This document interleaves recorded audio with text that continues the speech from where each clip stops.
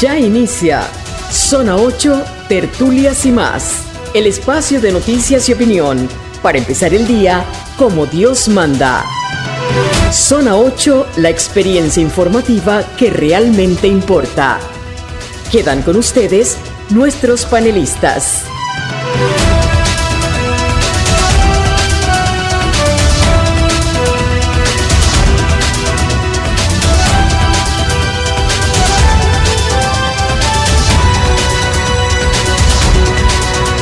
Buen día, Panamá de mis amores. Tengan todos este viernes la oportunidad de sentirse amados por Dios. Eduardo Soto les da la bienvenida a su programa Zona 8, Tertulias y más, aquí en Radio Hogar, en compañía de Pastora Portugal, Rubén Polanco, Arsenio Samaniego en los controles y Patricia Ocando Camino en la producción. Recordándoles que estamos en el mes de aniversario de Radio Hogar, 71 años que hemos estado al servicio de este pueblo panameño, desde la evangelización, desde la construcción de ciudadanía, desde la defensa de la democracia. Esta emisora ha pasado por todo, desde premios, alabanzas, aplausos, hasta persecución y cierres y quitada de frecuencias. Aquí estamos todavía con la esperanza de que ustedes, los que nos están escuchando, nos apoyen económicamente para poder continuar. Esto de la FM, que fue bueno, también es una carga que hay que llevar y que necesitamos de todos ustedes para poder solventar todas estos costos de poder llevar el trabajo hacia sus hogares, hacia sus dispositivos móviles y hacia sus oficinas y vehículos. Vamos a orar por todo esto que nos está ocurriendo en el 71 aniversario de Radio Hogar.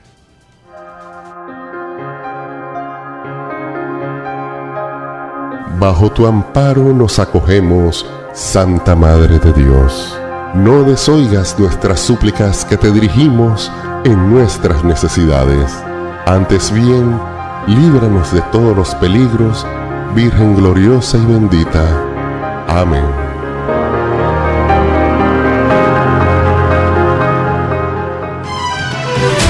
Ya volvemos a Zona 8, Tertulias y más. En Banco Nacional de Panamá, más que ahorrar es crecer. Es creer en el futuro, construir y avanzar. Porque cada moneda ahorrada es el comienzo de algo más grande. Es el emprendedor que inicia su negocio, el joven que gana independencia, la familia que se fortalece. Es prepararse, confiar y hacer posible tus sueños. Da el primer paso, abre tu cuenta ya. Banco Nacional de Panamá, grande como tú.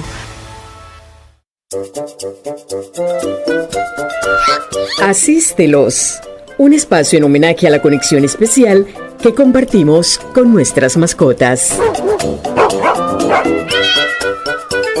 Y hoy que es día de animalitos, asístelos, te voy a contar que en Colombia hay una escuelita. Ahí adoptaron a un perrito, lo ayudaron, el perrito salió adelante y se quedó en la escuelita. A raíz de esto, en esta escuela, pues ya se hizo un refugio. Y hay un lugar que se llama Amigos de Cuatro Patas. Y ya hicieron que en la escuelita se estudie cómo ayudar a los animalitos de la calle. Y ya es una materia más, sí, una materia que ya van a llevar muchas escuelas en Colombia para concientizar desde pequeños a los niños a cuidar a los animalitos callejeros. ¡Qué buena idea! Y si puedes ayudar a un callejerito, por favor. Chao, excelente día. En 1988, una medida injusta intentó acallar la señal de Radio Hogar. La frecuencia FM fue retirada, pero no la misión. Ni la censura, ni la persecución lograron callar el compromiso con la verdad y con Dios. Radio Hogar, 71 años siendo tu voz, nuestra misión. Siga con nosotros en más de Zona 8, Tertulias y más. Café y titulares.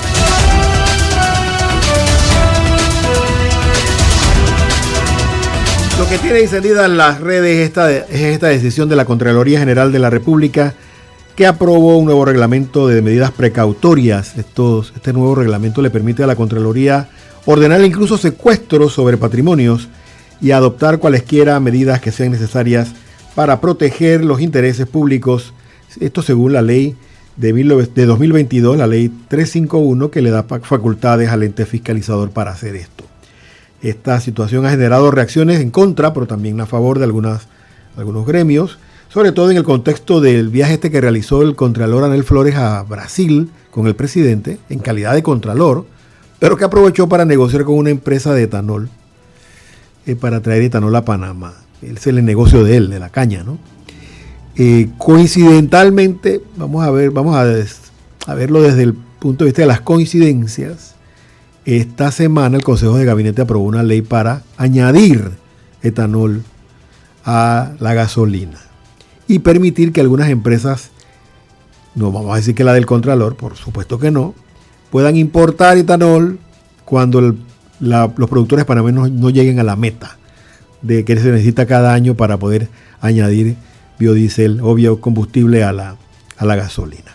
Veamos qué dice al respecto de esta posibilidad de que la Contraloría incluso te embargue los bienes si tú eres un funcionario público que está acusado de malversación de fondos. ¿Qué puede hacer la Contraloría? ¿Qué dice el diputado Ernesto Cedeño? Vamos a escuchar. Bendiciones Panamá en Diosa y Esperanza. Mire, yo he estudiado esta resolución que aprueba el reglamento de medidas precautorias que adopta la Contraloría. Claro, esto deviene del artículo 25 de la ley 305.1 que modifica la ley orgánica de la Contraloría del 22. Y la verdad que es bien delicado porque desarrolla medidas precautorias que le permitió la ley. Lo que yo sugeriría al señor Contralor que deje sin efecto esto para que por ley se establezca todo lo que tiene que ver con secuestro y demás. Yo sugeriría para fortalecer las garantías al investigado que se desarrolle por ley. Claro, los diputados de la época del 22 le dieron ese espaldarazo y aperturaron, dice, todas las medidas cautelares y evidentemente por este acto administrativo se están desarrollando sin las garantías que yo hubiera sugerido y que un legislador establece cuando se van a decretar estas medidas cautelares de una manera incipiente en la investigación. Ya queda a reflexión del Contralor que lo mande todo ese detalle a la Asamblea para que se legisle como corresponde, porque a mi juicio fue un error de esa Asamblea en el 22. Esto es muy interesante, volvemos a insistir. ¿Y por qué mencioné lo del viaje a Brasil? Porque la acción del Contralor tiene como contexto la ética. Te están acusando, yo te voy a investigar y en el camino puedo secuestrarte los bienes mientras investigo. Esto de la ética es muy importante aquí porque el Contralor, que ha, según algunos, viajado a Brasil y a beneficiarse con los fondos estatales de un viaje para hacer un negocio personal, tiene la autoridad moral para atacarte con el secuestro de bienes, que le permite la ley, según ha dicho Ernesto Cedeño. Él también lo dice porque el Contralor asegura que el Ministerio Público va muy lento en esto de la investigación de los manejos de peculado y tal, ¿no? Y de Pero corrupción. es verdad esa parte. Dice la respuesta del procurador es la siguiente. Vamos a escuchar qué dijo el procurador. Contralor, yo se la respeto. Desde mi punto de vista, los informes de Contraloría no son informes que son de esencia cuando otros elementos de convicción te llevan a la misma conclusión. Si hay otros elementos de convicción, llámese evidencias o pruebas, que nos llevan a la misma conclusión de responsabilidad penal, entonces no necesito necesariamente el informe de Contraloría. Desde el punto de vista de la Contraloría, descansan sobre una función constitucional de fiscalización, ese es el argumento.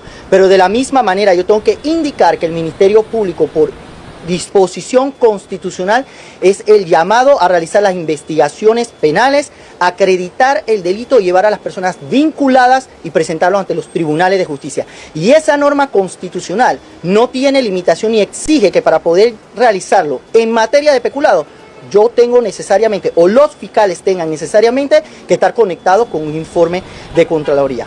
Si nosotros queremos tener celeridad en las investigaciones y de una u otra manera tener juzgamientos mucho más efectivos y rápidos, no podemos tener cortapisas investigativas. ¿A dónde vamos con esto? También es que dice aquí Pastora Taqui, que enardecida Pastor ha dicho que es que el Ministerio Público va demasiado lento. Y sí, le doy el favor al Contralor. Así es. Y el presidente ayer dijo que es que muchos jueces de garantía también están dándole medida por cárcel a esta gente que está acusada de robarse millones y millones de dólares. Eso es otro punto también, punto delicado. Que no hay manera de que esto se resuelva de una manera expedita, de que se resuelvan los casos a la velocidad que deben resolverse. Es el debate, todo esto está en el tapete de quién puede tener y hasta dónde pueden llegar las autoridades. La Constitución se creó para proteger también a los ciudadanos de los abusos del poder. Esta potencia que tiene ahora la Contraloría para embargarte los bienes, si estás acusado de mal manejo de los dineros del Estado, pudiera parecer un abuso, pero si tú eres un ladrón y nadie te persigue y nadie te hace nada y demoran 10 años una causa, también hay que evaluarlo. Lo siguen haciendo, entonces no hay ejemplo de todo justicia. Esto está en el tapete para ver si de alguna manera se disuade a los potenciales ladrones de que dejen de tomar los dineros que no son suyos. Mi querido Rubén Polanco tiene otra nota por allá. Tenemos allá a Rubén, ¿no? Sí, está con nosotros. Sí. Venga, Rubencito. Cuéntenos. En lo internacional, ayer la totalidad de los países de la Unión Europea cerraron filas contra Rusia y dieron un vital espaldarazo a Vladimir Zelensky, el presidente ucraniano. Ayer la cumbre de la Unión Europea en Copenhague encendió las alarmas. Los mandatarios hablaron del comienzo de una guerra híbrida contra Rusia y reclamaron más rearme para Europa. El principal orador sobre esta situación fue Mette Frederiksen, primer ministro de Dinamarca, que se refirió al peligro de los drones de Putin en territorio de la OTAN y ya se habla de crear un escudo antidrones para toda Europa. Vamos a escuchar el reporte. Los líderes de los 47 países que integran la Comunidad Política Europea enviaron este jueves un mensaje de unidad en torno a Ucrania y señalaron a Moscú como enemigo común. El mensaje de apoyo en Copenhague se hizo pese a que Hungría continúa bloqueando el proceso de adhesión de Ucrania al club comunitario. Además de la guerra híbrida de Moscú, los líderes abordaron un amplio elenco de temas que fueron desde el rearme de la Unión Europea hasta la lucha contra el narcotráfico y la mitigación de riesgos climáticos. Este foro es una especie de versión extendida de la Unión Europea al incluir al exmiembro Reino Unido y a países balcánicos y del este que se encuentran en distintas etapas del proceso de adhesión a la Unión Europea. Los líderes europeos ensalzaron la importancia de Ucrania como primera línea defensiva de la UE y como inspiración para sus medidas de rearme, en particular para el muro antidrones que aspiran a crear frente a las crecientes incursiones de aeronaves rusas no tripuladas. Cada euro o dólar o corona danesa enviados a Ucrania es una inversión directa en seguridad para Europa. En la cumbre volvió a quedar de manifiesto la falta de consenso sobre la reciente propuesta de la Comisión Europea para conceder un préstamo de reparación a Ucrania a la altura de 140.000 millones de euros, financiado con el efectivo que generan los activos rusos inmovilizados en la Unión Europea por las sanciones. Es la primera vez que yo veo, no sé, desde que empezó la guerra en Ucrania. Eso fue en el ¿qué? Hace 2 años. No más. Hace 2 años, 3 años. Hace Creo 3 que años. 3 años. Uh-huh. Porque fue el mismo día que nació mi nieto. Sí. Hace 3 años y resto ya. Desde febrero, marzo, abril, mayo, junio, julio, agosto, septiembre, octubre. 3 años y 7 meses. Por primera vez veo el bloque completo, coheso, enfrentándose a Rusia y declarándole una guerra híbrida a Rusia. Lo que pasa, Soto, es que ya Vladimir Putin se ha convertido en un peligro para toda Europa. Ellos tienen que salir a defender su territorio porque él está probando a ver qué sucede con las provocaciones que está haciendo. Es cierto, pero no lo habían hecho hasta ahora, porque se sienten solos, sin el apoyo de Estados Unidos. Sin el apoyo de Estados Unidos. Tuvo que salirse de Estados Unidos del baile y resuelvan su revolú, esto no es conmigo, no tengo por qué estar preocupado yo si ustedes no se preocupan. Ahora es que están hablando de aumento de presupuesto, ahora es que están hablando de medidas específicas como este escudo antidrones o escudo antimisiles, ahora es que están hablando de invertir dinero en su propia seguridad como bloque europeo y correr para poder añadir a la Unión Europea a otras naciones que no lo están y que han estado amenazadas por Rusia porque son tan pequeñitas que están ahí en el cordón que separa a Rusia del resto de Europa quieren meterlas en el grupo para poder garantizar su seguridad y protegerlas también de lo que pueda venir. Así es. Pero me parece que han ido muy lento, Así muy es. lento, dependiendo del dinero y de la milicia estadounidense para su propia protección. Lo han hecho muy tarde, la verdad. Bastante tarde, y esto tendrá sus consecuencias porque ellos se quedaron atrás, no solo en su propio desarrollo, han cometido estos 3 errores. No se desarrollaron como potencias ni económicas ni militares desde el final de la guerra hasta ahora, 80 años. No se fortalecieron en sus ejércitos y en sus defensas y permitieron una avanzada migratoria que les ha debilitado como sociedad. Ese es el argumento de Estados Unidos. Dice, ustedes son tan débiles de carácter que yo los voy a dejar solos para que se defiendan. Y así ha sido, y mira, hasta ahora vienen entonces a tomar estas medidas. Que habrá quien diga, oye, pero ¿por qué Estados Unidos, que tiene el músculo, no les acompaña? Hombre, Donald Trump nunca les ha querido acompañar y él tiene otros intereses, bastante amiguito de Putin a pesar de lo que diga, y mire pues por dónde andan el baile hasta estas alturas. A estas alturas. Tuvo que pasar eso para que reaccionaran. Tuvo que pasar esto para que reaccionaran. Y ayer se filtró en los medios estadounidenses que dice el presidente que no lo quieren para nada, el presidente Donald Trump, una nota en la que el presidente le conmina al Congreso que le apoye en una guerra formal, una guerra frontal y convencional contra los cárteles de la droga, llamando a los narcotraficantes combatientes ilegales. Eso que le permite al presidente estadounidense, al elevar el rango del conflicto a guerra, le da manos libres para hacer lo que le da la gana. Eso es... bueno, es pero si es para luchar contra la droga, Soto, ese es un flagelo que se debió haber enfrentado de hace mucho tiempo. Hubiéramos evitado todo el derramamiento de sangre que hemos tenido. Eso es un punto. La cuestión es que hasta ahora el conflicto con los cárteles de la droga y los narcotraficantes es considerado un asunto policial. Tuvo que ser elevado para poder que pudieran hacerle frente, porque ya con la estrategia que tenían anteriormente no resultó. Y ahora le permite al gobierno de Estados Unidos ir a donde tenga que ir y hacer lo que tenga que hacer para eliminar la amenaza a los intereses estadounidenses. El Congreso no lo ha aceptado, pero sí, porque el que declara guerra es el Congreso de Estados Unidos. La guerra no la declara el Ejecutivo. Así es. Entonces, falta ver ahora cuál va a ser el siguiente paso, si le siguen la palabra y si le dan luz verde para que lo haga y haga lo que quiera para ganar la guerra o no. Ahí es donde está el gran debate. Ya aquí no se nos dijo que el próximo mes hay una elección para elegir congresistas que pudiera quitarle todos los poderes al Ejecutivo estadounidense. Bueno, pero tú sabes, Soto, que el gobierno panameño está muy de acuerdo también con la lucha contra el narcotráfico. Pero lo mantiene a nivel de lucha lo policial, no una lucha contra el crimen. crimen. Si no resulta la lucha policial, Soto, que vamos a quedarnos esperando.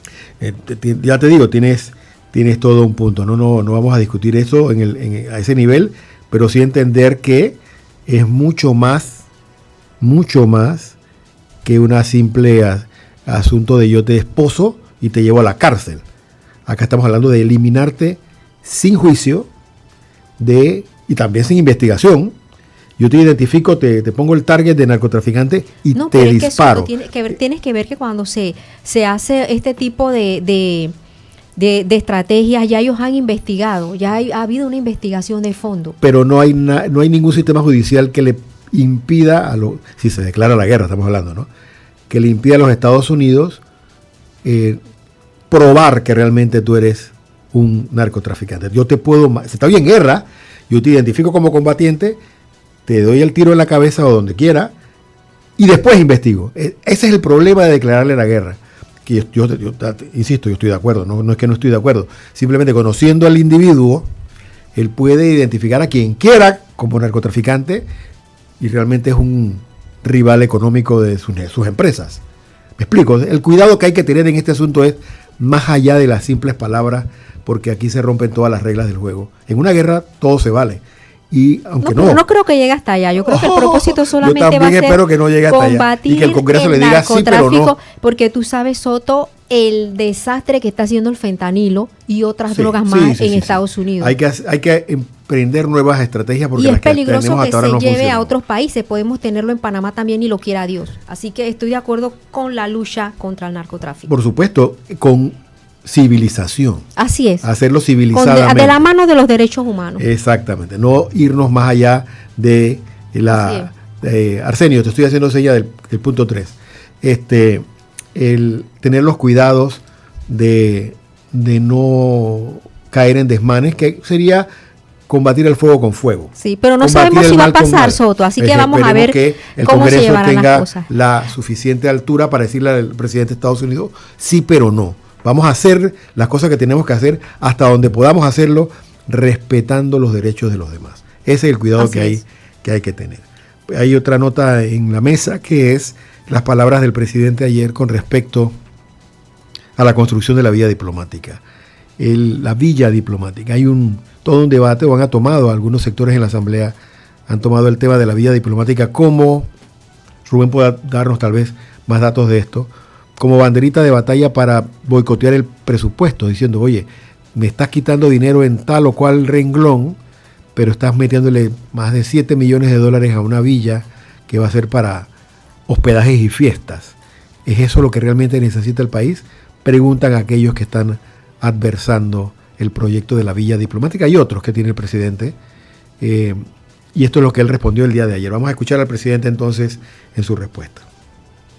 La villa diplomática, que yo no conozco, nunca he ido ahí, nunca fui ahí, es un monumento histórico, por lo que ahí se dio. Ahí vivieron todos los jefes del Comando Sur de Panamá. Panamá tuvo una zona del canal donde vivían militares acreditados en Panamá y vivían en esas áreas precisamente. Yo voy a reconstruir eso. Ponemos de acuerdo con el arquitecto, ya esa licitación está dada y adjudicada. A lo mejor, si a alguien le molesta la cancha de tenis, eso se puede quitar. Yo no juego tenis. Jugué, pues ya yo, como estoy, no creo que más nunca pueda jugar tenis. Y no es lo que a mí me interesa tampoco, no tengo ni tiempo. Y abandono con donaire las cosas de la juventud. Pero sí, es una residencia emblemática, por la historia que conlleva. Así como estamos rescatando la Casa Amarilla aquí atrás, que también es otro monumento importantísimo de la historia del complejo presidencial, y estaba abandonada cayéndose. No sé si con eso hacían daño, maldad, o proyectaban no sé qué, pero esa casa son de madera, toma mucho más tiempo poderla recuperar dentro de la estructura que tienen, que hay que respetarla para que siga siendo igual. Si no, la tumba ya hace un edificio. Y a los residentes lo único que les puedo decir es que tengan tranquilidad, que eso no va a ser una casa para francachelas, ni para fiestas, ni para orgías, ni para nada de eso. Yo soy un presidente que respeta mi cargo, respeta mi vida personal, y no soy un presidente de francachelas. Así que quédense tranquilos que a lo sumo un día llevaremos un trío cuando haya algún presidente ahí que visitar o que decida alojarse para cumplir. La casa dicen que es muy bonita. Astrid me mandó ayer una foto que da vergüenza. La casa de los Monter está más bonita que esa.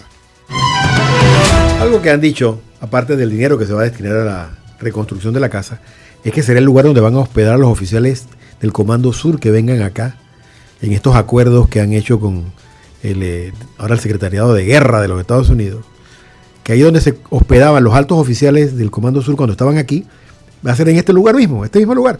Ahí van a hospedar a los oficiales que vengan y a los altos rangos que participen en todas las acciones militares a las que han convenido Panamá y Estados Unidos para protección, entre comillas, del canal.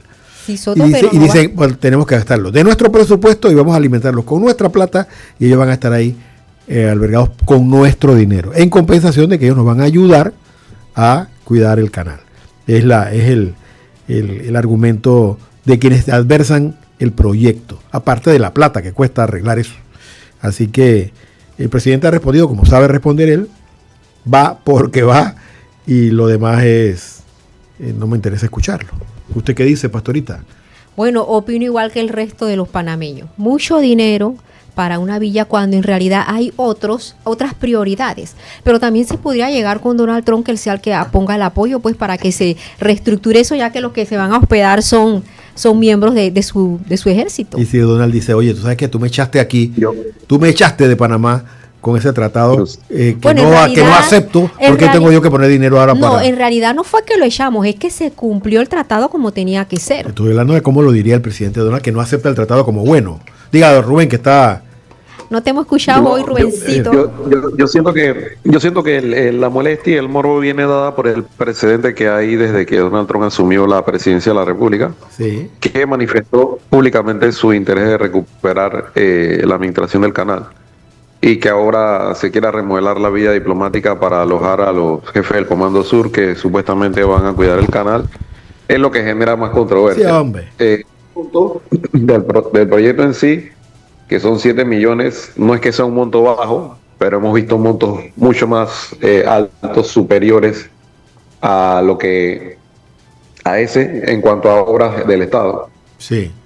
Ciertamente, eso por una parte. Por otro, habría que ver y comparar cuánto se gasta el Estado en hospedaje para los hospedajes de los jefes del Comando Sur cuando vienen aquí a Panamá, si lo asume el Estado o lo asume Estados Unidos. Sí. Eso, compararlo con la inversión que van a tener y a largo plazo, cuánto representaría en ahorro para el Estado el hospedaje, de pagarlo Panamá.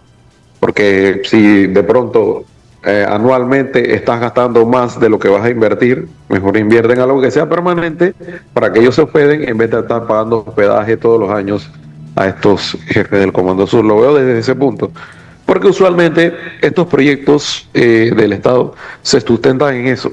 Hay muchas sedes de entidades públicas que pagan alquiler por años, siempre ha sido así, en todos los gobiernos pagan alquiler, y a la larga lo que se estipula es que más temprano que tarde cada entidad tiene que construir su propia sede para evitar esto de estar pagando alquiler, que se presta también para otras cosas, actos de corrupción y demás. Sí, es cierto lo que dice Rubén, es cierto. Total. Hay que tener siempre el cuidado de que lo nuestro se cuide y que no se abuse de este poder que se tiene de discrecionalidad, ¿no? Lo bueno de todo esto es que se conversa.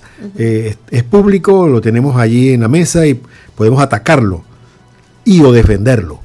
Eso es lo sano de todo esto. También ¿no? verle el aspecto positivo, como dice Rubén, y también algo, Soto, sobre los tratados. Donald Trump puede no estar de acuerdo, pero el tratado está firmado y no se puede hacer nada. No creo que pueda hacer nada ya. Así que no hay por qué preocuparse en ese punto. Yo sí me preocupo. Yo digo que sí nos preocupemos. Nos preocupemos porque tenemos del otro lado de la mesa a un señor que no se legisla bien. Tú sabes con quién estás tratando, tú tomas las providencias. Eso es lo que quiero decir.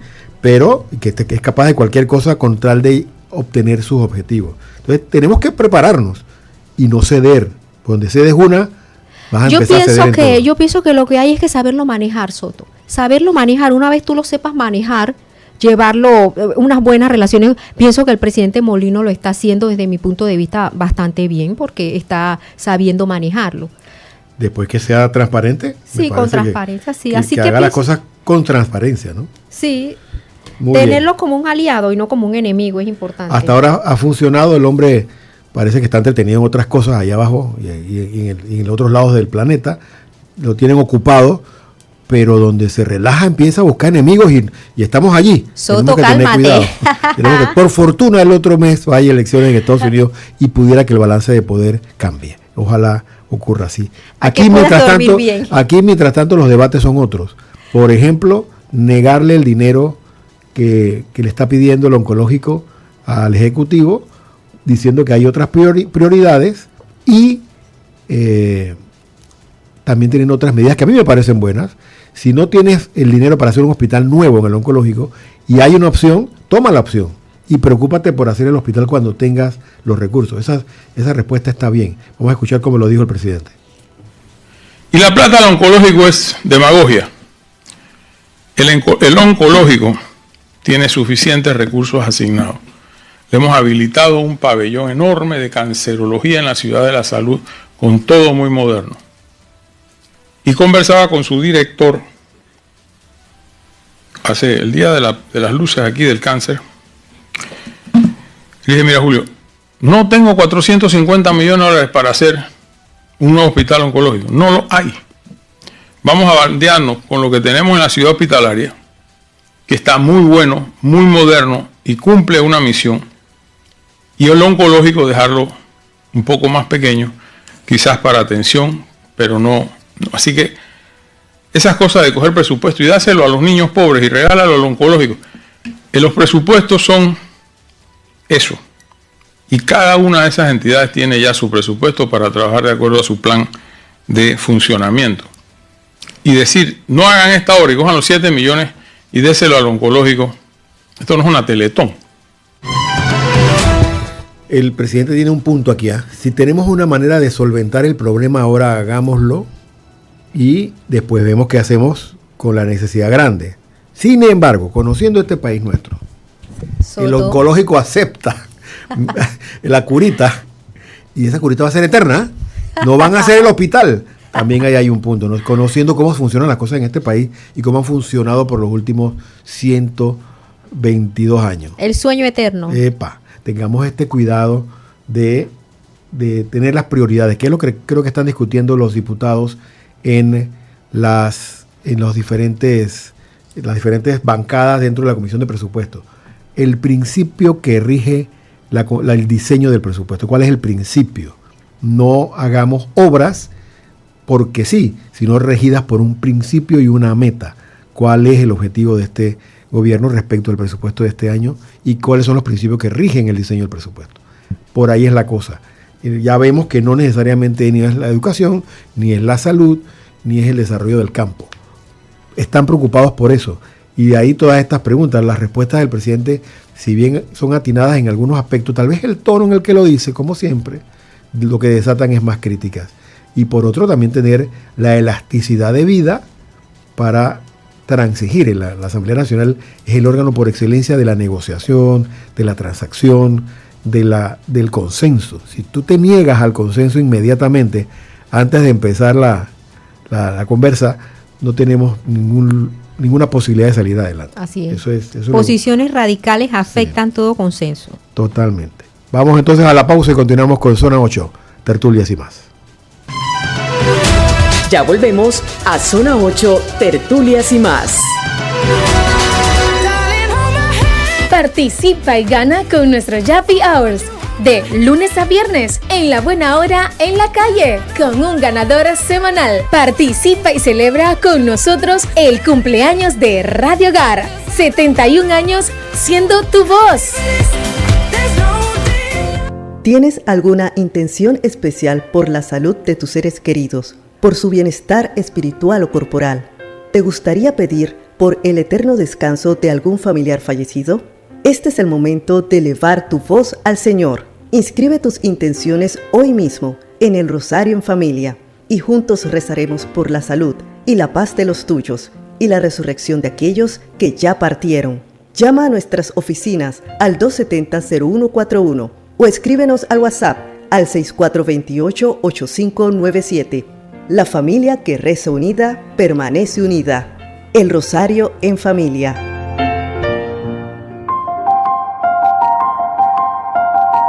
Avances del saber, lo último de los avances de la ciencia y la investigación.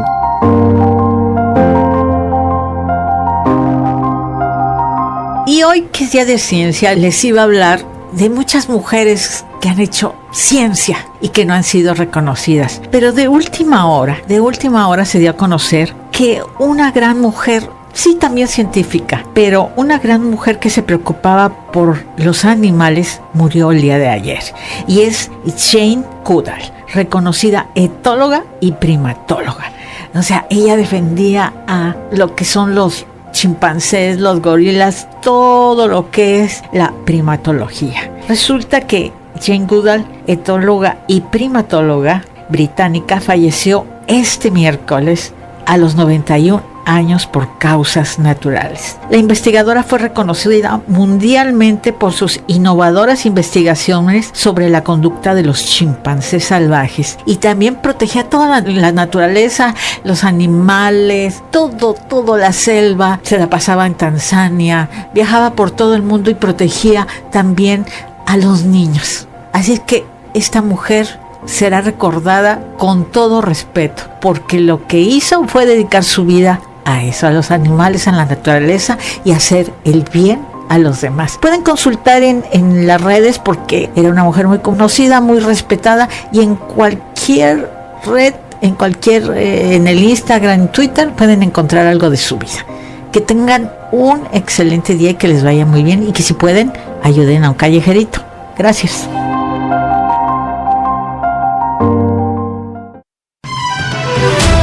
Oye, me preguntan aquí algunos oyentes si tenemos algún tipo de reseña con respecto a la historia de Radio Hogar, que estamos en el mes de aniversario. Y sí, nosotros hemos preparado este material que resume de alguna manera la historia de la emisora y que nos abre a la reflexión, ¿no? Ver a la emisora no como un medio de comunicación ni como una empresa, sino como un instrumento de Dios en esta sociedad que ha tenido tantos desafíos de todos los frentes, y siempre Radio Hogar ha estado ahí como un recurso para que tomemos nota de lo que realmente vale, como un tesoro, ¿no? Vamos a escuchar eso. Todo inició el 19 de agosto de 1951, cuando en la contraportada del periódico católico nacional El Lábaro se anunciaba a la comunidad que se estaban ultimando los preparativos para la Radio Católica de Panamá. En noviembre de ese mismo año, el Ministerio de Gobierno y Justicia había concedido por medio del Departamento de Prensa y Radio la licencia definitiva para la radioemisora que transmitía en inglés y en español variados temas que incluían dramatizaciones y noticieros. En 1953, los padres vicentinos de St. Mary adquieren un transmisor de radio de 1 kilowatt y operaron con el nombre de Holly. Por ser muy costosa su operación, desisten de transmitir o operar y entregan el transmisor al arzobispo Francisco Bedman, quien luego que el transmisor pasara un año sin usarse, se lo entregó al sacerdote jesuita Manuel de Maguregui. Fue el 15 de enero de 1954 cuando se crea la asociación denominada La Santificadora del Hogar S.A. El 31 de octubre de 1954 se inaugura la emisora Santificadora del Hogar en la solemnidad de la fiesta de Cristo Rey a las 4 de la tarde.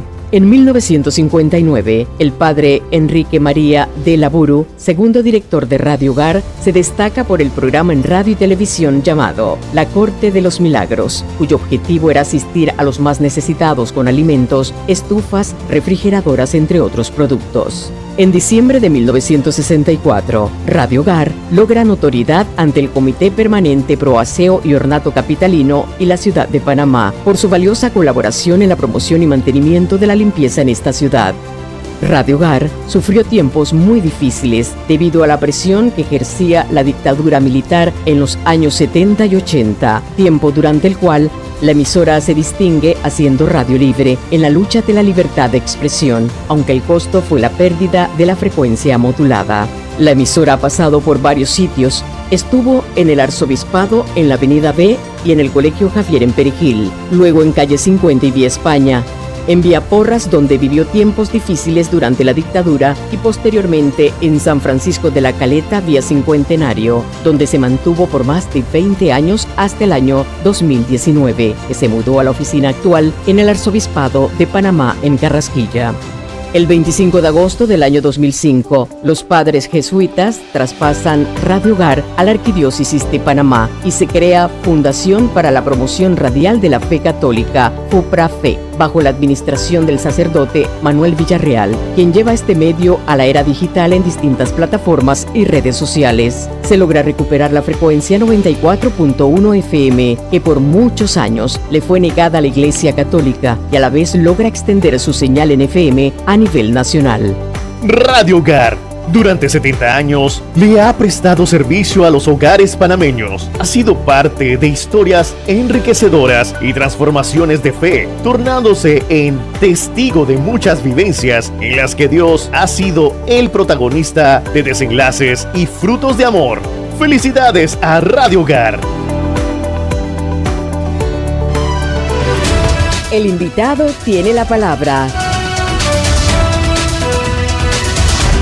Ya está con nosotros el diputado Francisco Brea del Partido Panameñista y secretario de la Comisión de Presupuesto de la Asamblea, con quien vamos a hablar de todos estos temas que aquí hemos tocado respecto a los principios que rigen este diseño del presupuesto del Estado de este año y que ha despertado pues algunas críticas en ciertos sectores del país. Diputado, gracias por aceptar la invitación de Radio Hogar y por estar con nosotros hoy. ¿Cuál podría decirnos que es el espíritu o la sensación general de la comisión, de los comisionados, respecto al presupuesto recibido y qué destino podría tener en los próximos días? Adelante. Bueno, primero que todo, muy buenos días. Gracias por la invitación. Creo que es la segunda ocasión que tengo de compartir con ustedes este prestigioso panel. Así es. Y quisiera hacer un poquito salirme un poquito del tema antes de tocarlo. Estaba viendo la reseña de Radio Hogar y hicieron mucho énfasis en los momentos difíciles que atravesaron durante la dictadura. Y hacía yo, recordaba que el hermano de mi abuela, de Cañaza, era en ese momento el arzobispo, que era Monseñor Tomás Clavel. Sí. Él era el entonces arzobispo de Panamá, porque él también fue exiliado en su momento en el condado de Orange, en California. Así es. Recordando eso. Así que bueno. Vamos a recordarlo a él, diputado. Domingo 12 de octubre, en la misa de cadena nacional, será recordado el arzobispo Clavel en una misa especial ahí en la catedral. Está invitado, ¿ah? Sí, gracias. Me había invitado un grupo de Tomás Clavel de Cañaza, así que iba a participar. Perfecto. Pero bueno, volviendo al tema del presupuesto, lo principal es, yo creo que hay que reconocer el contexto en el que se ha dado esta discusión, porque hacía mucho tiempo que no se repetía un contexto muy parecido en cuanto a cómo ha sido la conducción de este periodo que comenzó con las vistas presupuestarias hace casi mes y medio. Y lo quiero decir, recalcar, porque al final fueron 97 instituciones que pasaron por la Comisión de Presupuesto. Y nosotros llevamos días en que llegamos hasta las 12:30 de la noche, 1 de la mañana, para volver al día siguiente a las 9 de la mañana, pero tratando, bajo el liderazgo del presidente de la comisión, Eduardo Vázquez, de cumplir con ese rol de no solamente debatir el presupuesto, sino también de escuchar la necesidad de cada una de las instituciones. Y entonces eso da como resultado el paso siguiente que viene dentro de este proceso, y es muy importante recalcarlo, porque no vamos a escuchar por un mes y medio 97 instituciones simple y llanamente para cumplir con un proceso, sino que de esto la norma constitucional y el proceso tal cual está establecido en la ley de las normas presupuestarias nos brindan un tiempo para nosotros entonces hacer ciertas recomendaciones, debatir sobre las necesidades que se tienen por parte de las instituciones, que son aproximadamente 1.200 millones de dólares, lo que son las notas de solicitudes que se hicieron llegar a la comisión y de las cuales pudimos hacer el examen durante el proceso del debate, durante el proceso de las vistas presupuestarias, sí, para entender cada una de estas necesidades. Y ahora nosotros estamos en la elaboración de una recomendación al Ejecutivo en cuanto al tema de lo que creemos nosotros dentro, y esto es muy importante decirlo, el presupuesto del Estado son 34.901 millones de dólares. 11.000 millones de dólares son de inversión. 8.000 millones de dólares son para el servicio de la deuda. Y pues hacemos la suma y la resta, el resto lo tenemos en lo que es la parte de funcionamiento. Cuando nosotros analizamos, por ejemplo, la parte de funcionamiento, que son muchas las sorpresas que uno se ha llevado, gran parte de lo abarcan lo que son, por ejemplo, las leyes especiales. Y un dato muy importante es el hecho de que las leyes especiales, por ejemplo, nosotros tenemos ingresos corrientes del sector público no financiero de aproximadamente 21.000 millones de dólares. Y las leyes especiales solamente abarcan el 43% del 40% del presupuesto de funcionamiento del Estado general. Y hago una corrección, lo que abarca el 43% es el 7% de lo que de lo que recaudamos, lo abarca el 7% de la educación. Vamos a hacerlo otra vez para, porque claro, yo veo dos números, sí. Yo veo dos números juntos y me da dolor de cabeza, diputado. Vamos a decirlo otra vez en orden para beneficio de los oyentes nuestros que no son financieros y que están tratando de entender el problema. Repítalo todo. Mire, del presupuesto de funcionamiento del Estado, que son aproximadamente 23.000 millones de dólares en funcionamiento para el 2026. Y recordemos que este es el presupuesto más alto en la historia republicana. Sí. El 40% lo abarcan las leyes especiales. Bien, eso por una parte.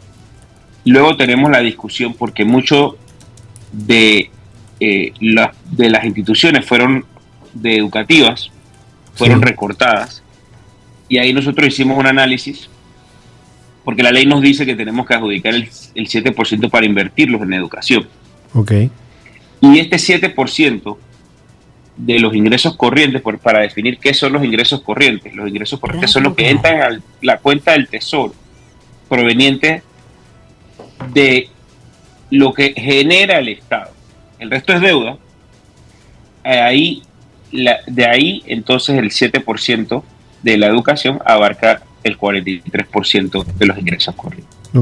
Entonces, además de eso, hay 8.000 millones de dólares en el servicio de la deuda y 8.000 millones de dólares de más que también son del presupuesto del Seguro Social. Diputado, esas leyes especiales, ¿puede explicar un poquito, poner algún ejemplo que pueda ilustrar lo que está hablando? Sí, claro. Mire, por ejemplo, tenemos, por ejemplo, vamos a poner, aquí tengo el cuadro. A ver, aumentos de sueldo obligatorios que hay que hacer, por ejemplo. Sí, exactamente, exactamente. Pero, por ejemplo, bueno, este cuadro no está muy explicativo tampoco, le digo la verdad, este cuadro no. Cuando hablamos de números, ese es el detalle donde se ahogan los mejores nadadores, ¿ah? Pero, por ejemplo, las leyes de los profesionales de la salud, las leyes de los escalafones salariales, esas son las leyes especiales que nosotros tenemos. Que representan una carga tremenda cada año, ¿no? Sí, exactamente. Pero digo, aquí entramos en un debate conceptual. En un debate, bueno, no tanto, hasta cierto punto conceptual. Cuando se elabora un presupuesto, ¿qué es lo que anteponemos? Anteponemos, por un lado, tenemos que priorizar lo saludable que sean las finanzas del Estado, ¿verdad? Para poder nosotros conducir un país que atraiga la inversión, ciertamente. Pero luego también el desarrollo del país per se. Y luego ahí entonces priorizamos la toma de decisiones y nos preguntamos cuál es la política económica que está el país adoptando. Porque no es cuestión si estamos gastando mucho o poco. Lo que nosotros tenemos que determinar es si el carácter de esas inversiones nos permite hacia futuro poder generar más ingresos, poder mejorar también en términos generales el bienestar del pueblo panameño. Eso es muy importante, y allí en una crítica que podría yo hacer es que deberíamos entrar más en carácter de cuál es la política económica. Creo que ese es algo que debe corregir el gobierno, en ser más explícito en cuál es la política económica que estamos siguiendo para el carácter de las inversiones. Entendemos que se está atacando el tema del agua, se están atacando el tema de infraestructura, pero también yo quisiera dar el mejor ejemplo que yo pude ver en cuanto al debate del presupuesto, fue el presupuesto del Canal de Panamá. El Canal de Panamá, por ejemplo, va a tener menos tránsito de buques este año, pero va a tener mayores ingresos por la diversificación de las inversiones que ha hecho a través del tiempo. Y en este presupuesto de inversiones, parte de ello va destinado, por ejemplo, a lo que es la construcción del gaseoducto de gas natural licuado entre el Atlántico y el Pacífico. Okay. Recordando que esa es una diversificación de los servicios que el canal estaría entonces ofertando como el ente logístico que es y de paso para el mundo. Y es lo mismo a nivel del gobierno central, cómo Panamá utiliza sus recursos para generar más adelante no solamente la mejoría en las condiciones del panameño, sino también la calidad de estas inversiones que permitan el día de mañana mantener nuestra competitividad, etc. Nosotros en ese sentido vamos a hacer nuestras aportaciones, sí, exactamente, que las debemos estar entregando entre lunes y martes. Y ese era un proceso que antes no se hacía, pero de manos del presidente de la Asamblea, Jorge Herrera, y el presidente de la Comisión, Eduardo Vázquez, pues es algo que, haciendo valer el derecho constitucional de nosotros, como lo hicimos haciendo valer las vistas presupuestarias, ahora lo estamos haciendo valer con las recomendaciones que tenemos que hacer. Diputado, para ver si entiendo, ustedes le presentarían al MEF directamente o al Ejecutivo un presupuesto como sugerencia, o solamente es ideas sueltas de cómo mover dineros de aquí para allá para equilibrar mejor las cargas. Bueno, recordemos, por ejemplo, tal cual, vamos a resumir tal cual lo que usted ha dicho, pero las dos conjuntas a la misma vez. Okay. Nosotros podemos hacer recomendaciones sobre la redistribución, porque recordemos algo, que la Asamblea tiene la potestad desde un fallo, exactamente cuál no recuerdo, de poder aceptar o rechazar el presupuesto del Estado. Sí. ¿Verdad? Y no podemos hacer aumento del presupuesto del Estado. Entonces, Okay. ¿nosotros qué nos queda? Nos queda hacer la redistribución de ese presupuesto del Estado. ¿Qué significa si pasáramos más de funcionamiento, inversión? Y vamos a poner el ejemplo más palpable que nosotros tenemos en ese sentido, que es lo que suscita, porque creo que usted lo mencionaba al principio del programa, en cuanto a las instituciones educativas, que todas han dicho el caso del ITSE, el caso de la Universidad de Panamá, el caso de UDELAS. La Universidad de Panamá, por ejemplo, tiene un recorte de 70 millones sobre lo que había solicitado. Sí. Y UDELAS tiene aproximadamente 27 millones. Entonces, ¿qué fue una de las conversaciones que nosotros tuvimos conjunto con el MEF? Que es la representación del gobierno en este sentido. Nosotros le dijimos, mira, el 7% dice que el 5% que va destinado a la educación está estipulado en la ley, que es un 5.5% para el sector educativo y un 1.5% para otros sectores, pero en materia de educación. Entonces vamos a decir, ese 5.5%, 65.38% lo estaban adjudicando solamente al Ministerio de Educación. Y esos son aproximadamente 4.000 y tantos de millones de dólares. Y luego el resto hacia la Universidad Nacional de Panamá, hacia la UNACHI, hacia la UDELAS. O sea, una de las cosas que sí, por consenso en conversaciones, y ahí tengo que destacar mucho la buena apertura que ha habido por parte de la Dirección de Presupuesto del Estado. Ha sido una apertura muy de colaboración y no de imposición, y sobre todo de mucha explicación hacia entender un poco el estado de las finanzas.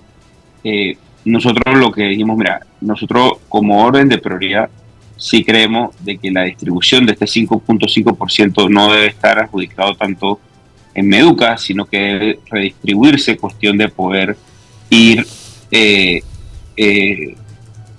recortando esas brechas que existen en la Universidad de Panamá, en UDELAS, etcétera. O sea, ya por ejemplo ahí es un claro ejemplo de la función que tiene la Asamblea con solamente el caso del 7% de la educación, por ejemplo. Y en cuanto a salud, ¿qué movimientos podrían hacerse para mejorar las solicitudes? Porque hay quejas, por ejemplo, de que aun cuando por un lado se pidió más en Seguro Social para medicamentos, se le está dando menos, pero al Ministerio de Salud, que pidió o se mantuvo en lo que está, se le está dando más. Eso fue lo que nos dijeron aquí en algunas entrevistas. ¿Cuál es la realidad que ustedes manejan? Como pregunta final. Tenemos el caso del Instituto Conmemorativo Gorgas, y eso fue uno de los puntos que tocamos con DIPRENA y que se están plasmando dentro del esfuerzo que está haciendo la Comisión de Presupuesto para poder hacer las recomendaciones de que, perdón, no era del Gorgas, del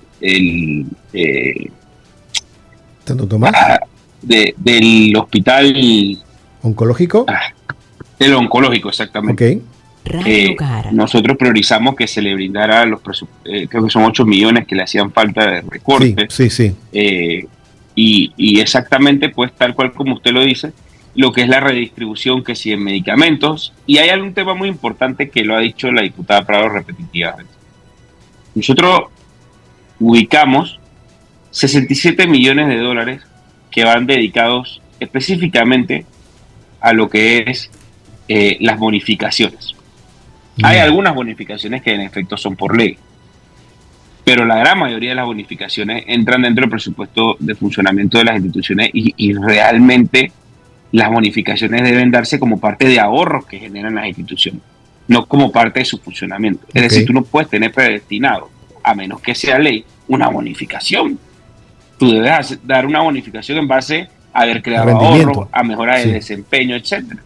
Y esa es una de las cosas que nosotros también como Comisión de Presupuestos sí hemos dicho de que en todo sentido, tanto para el sector público financiero como para el sector público no financiero, no nos encontraríamos de acuerdo con los 67 millones que hay en bonificación. Agradecemos el tiempo que nos ha dedicado, diputado, con la esperanza de poder conversar con usted en otra vuelta pronto, cuando se aclaren los nublados del día, dicen los ticos, ¿no? Cuando ya el asunto haya tomado cariz, usted haya enviado sus sugerencias y el MEF esté respondiendo y estemos ya camino pues a tener un presupuesto andando. Muy agradecido. Ahí no quería dejar un vacío. Nosotros hacemos las recomendaciones, el MEF las analiza, hará la redistribución y luego ellos proceden a un consejo de gabinete donde aprueba la resolución y ya podríamos entonces empezar lo que es el proceso del primer debate y posteriormente el proceso de segundo debate hasta que llega entonces a convertirse después un tercer debate en línea. Por supuesto. Gracias, diputado, una vez más.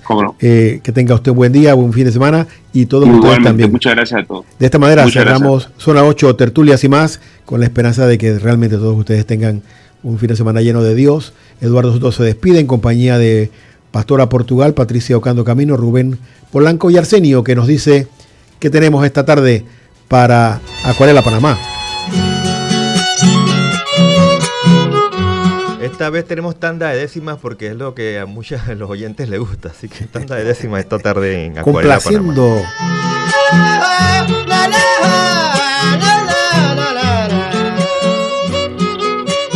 Me recuerda a mi papá. Oiga, yo me estoy acordando de la necesidad que tenemos que usted, que nos está escuchando o viendo por el streaming, agarre su teléfono, su computadora, abra el sistema de banca en línea donde esté, del banco que esté, y que abra la aplicación Yapi para buscar en el directorio a Radio Hogar y ayudarnos a que este tipo de programas continúe llevándolo a Arsenio a su casa cada tarde. Gracias por su sintonía. Nos escuchamos y vemos el lunes. Ya está listo el Padre Víctor Atencio para el último Ríos de Agua Viva de esta semana. Nadie puede comprender cuánto sufro como peón y me hundo mi pantalón, pues necesito comer. Hasta aquí, Zona 8, tertulias y más. El espacio de noticias y opinión para empezar el día como Dios manda. Les esperamos en la próxima edición de Zona 8, tertulias y más.